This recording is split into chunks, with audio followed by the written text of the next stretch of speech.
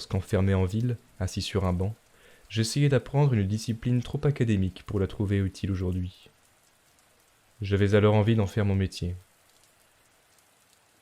Regardant le ciel des idées, je me trouvais finalement, comme tant d'autres, au fond d'obscures catacombes. D'apparence, j'étais homme, mais mon intérieur ne renfermait qu'un spectre perdu dans l'immobilité d'un tombeau. L'air dense et moite alourdissait mon souffle. Le suintement des parois s'infiltrait sous ma peau et mordait ma chair jusqu'à l'os. Je marchais, espérant exhumer des démons invincibles, creusant des plaies qui jamais ne se refermaient. Mes souvenirs n'étaient que des rappels cruels de mes échecs, de mes humiliations et de mes promesses oubliées. Je pensais mon avenir condamné, avant même d'avoir commencé à vivre. Alors j'ai cessé de croire aux explosions soudaines et aux affrontements spectaculaires. Par faiblesse, j'ai préféré des aspirations plus obscures.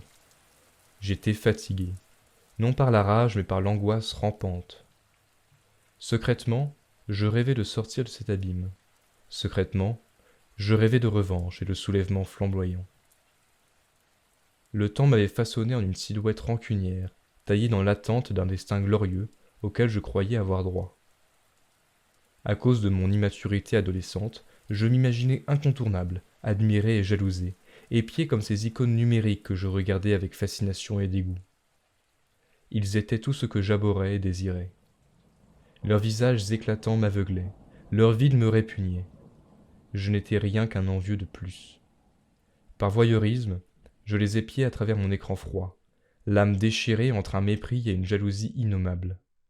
Je sentais leur sourire léché et leur existence factice, espérant qu'un jour ils goûteraient à l'oubli et à la solitude.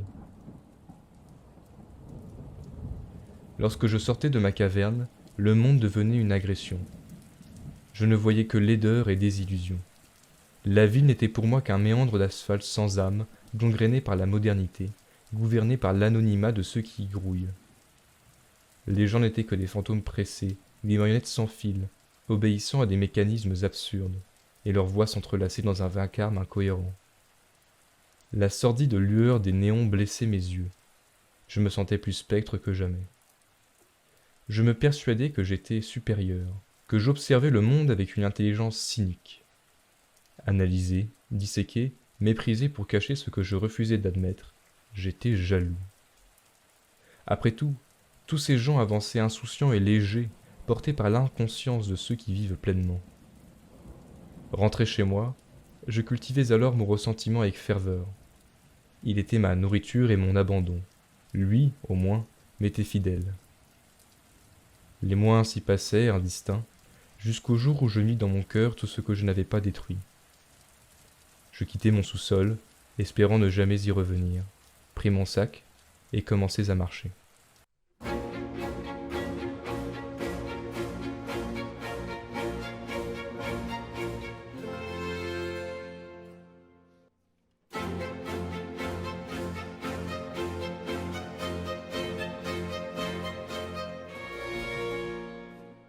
Cher ami, nous avons tous en nous ce petit bonhomme, ruminant dans une pièce close, qui ne cherche plus à parler ni à être écouté. Parfois nous pouvons l'entendre plein de rancune dans son labyrinthe. Pour reprendre les mots de Dostoïevski, nous avons tous notre sous-sol, refuge chimérique d'une conscience blessée qui s'étiole dans l'isolement, préférant un froid interne aux désillusions extérieures. Mais les temps ont changé depuis cette Russie fourmilante et crasseuse mise en scène par l'écrivain. Plus d'appartements sombres de Saint-Pétersbourg, mais ces cubes lissés de nos villes modernes. Alors, où se cache-t-il à présent cet être rabougri?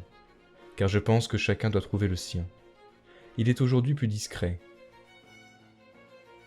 Ainsi, il erre dans nos limbes numériques, enfermé dans chaque réaction, dans chaque plainte, et privé de réponse. Les catacombes sont le choix de la facilité. Qu'il est aisé d'entretenir ce simulacre de vie sociale numérisée. À notre époque, il faut encore avoir un peu de panache et de résilience pour être réellement seul. Voici donc l'individu amer et rancunier. Il préfère l'anonymat des forums, les révoltes sans visage et l'indignation permanente.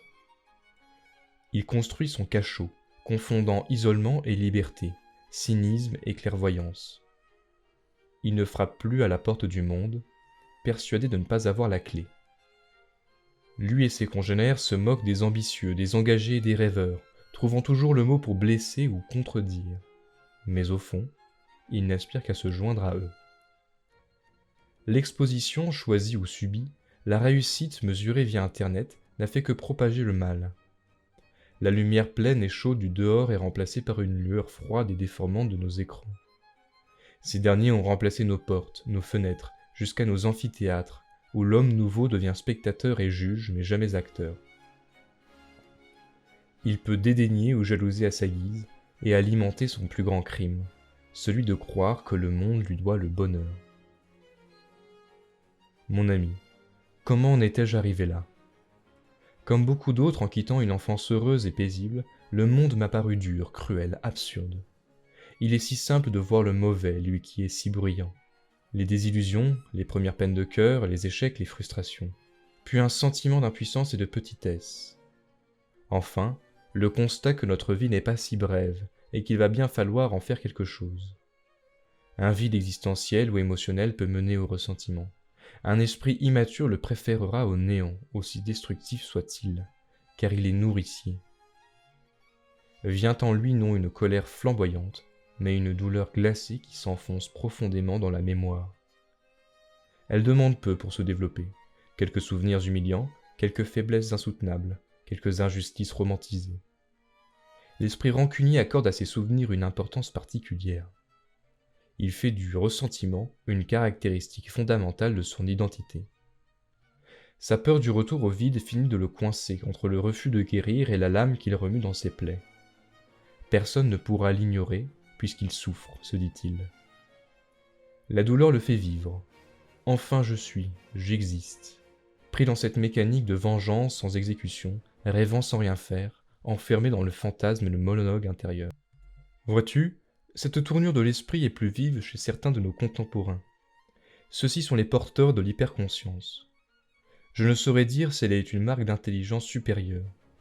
Peut-être est-elle née d'une sensibilité exacerbée ou bien d'une surexposition aux ombres du monde. Couplée à la peur, elle ne génère qu'un pesant sentiment d'impuissance. Il faut du courage pour agir en comprenant toutes les contradictions, les conséquences et les failles. L'homme piégé devient en quelque sorte un anti-héros de la volonté. Là où l'autre agit, il pense. Là où on aime, il analyse. Sa raison acide corrode la spontanéité jusqu'à l'existence elle-même. Il sabote sa vie sans pouvoir s'arrêter, se faisant spectateur de sa chute, transformant sa lucidité en un enfer chimérique. Comme pour l'homme des catacombes, cette surconscience est la justification qu'il trouve à sa supériorité. Comme lui, il se retire dans un trou qu'il a lui-même creusé. Loin d'une solitude tranquille, c'est un isolement violent qu'il entretient comme une nécessité. Lui ne le subit pas, il le choisit pleinement. Lui aussi possède un petit bonhomme sournois qui pourtant rêve de contact humain, de reconnaissance et d'amour. Mais dès qu'autrui s'approche, lui portant le miroir dans lequel il se reconnaît, il attaque, détruit ou s'effondre. Quand enfin cet homme s'est reclus dans ses méandres, il voue une haine farouche à toute forme d'idéalisme et de raison. Il désire plus que tout conserver la liberté de se détruire, seulement pour servir son isolement et sa constante contradiction avec le monde. En préférant être méchant, absurde et destructeur, il garde sa liberté factice. En défendant l'imprévisible, la souffrance et l'erreur, il garde le dernier libre arbitre qu'il lui reste. Tout cela non comme un prétexte à l'action, mais pour justifier ses ténèbres.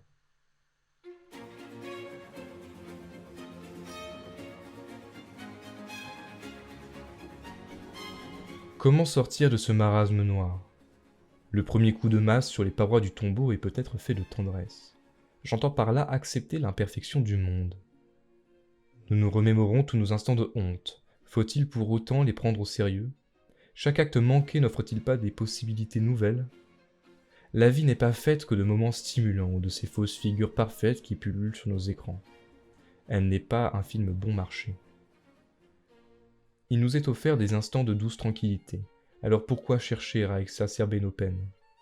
Il convient, cher ami, de faire la paix avec l'ennui et le silence. L'existence ne nous doit rien, et nous n'avons pas de revanche à prendre sur elle. Nous sommes seulement libres d'en faire quelque chose. Quant à cette soi-disant malédiction de la lucidité, il faut se rappeler qu'elle n'est qu'un moyen. Libre à nous de n'avoir Dieu que pour la laideur et le tourment, le numérique et le simulé. Mais ce bois humide dans lequel je me trouve, comment le contempler sans un apaisement certain ? Pour chaque misère que l'on peut voir, il y a une fleur discrète à observer. Mais il revient à nous de le désirer. Ce qui nous entoure n'est qu'illusion, alors profitons-en pour regarder les oiseaux voler au crépuscule. À bas les spectres et le ressentiment fragile. Que ferait-il si le premier enfant venu venait balayer leur noirceur en leur offrant un bouquet ? Ils devraient faire ce qu'ils ont toujours refusé, évoluer dans un monde que la froide perfection ne peut atteindre, et ils le savent. Alors ils font de la solitude l'ornement de leur cachot. Amis, tente et échoue, mais recommence. L'ego est bon mais pas celui des profondeurs. Une action, même banale, est déjà une petite lumière dans le souterrain. Il faut pardonner, cher ami, pardonner à tout. Cela ne veut pas dire permettre une seconde fois, mais accepter le fait accompli. Le grand remède, c'est l'amour. L'amour envers les choses simples. Pas de quête passionnée, non, mais un regard aimant, une douce parole, un sourire plutôt que le venin ou l'insulte. M'emballerais-je trop pour des choses insignifiantes ? Peut-être. Mais je continue à penser que chaque paysage éclatant qui s'offre à nos yeux est une ville infâme que nous ne verrons pas. Cher ami, cher compagnon, lorsque j'ai quitté pour la première fois ce sous-sol, 2 phrases seulement résonnaient en mon cœur. Je ne veux plus comprendre, je veux aimer.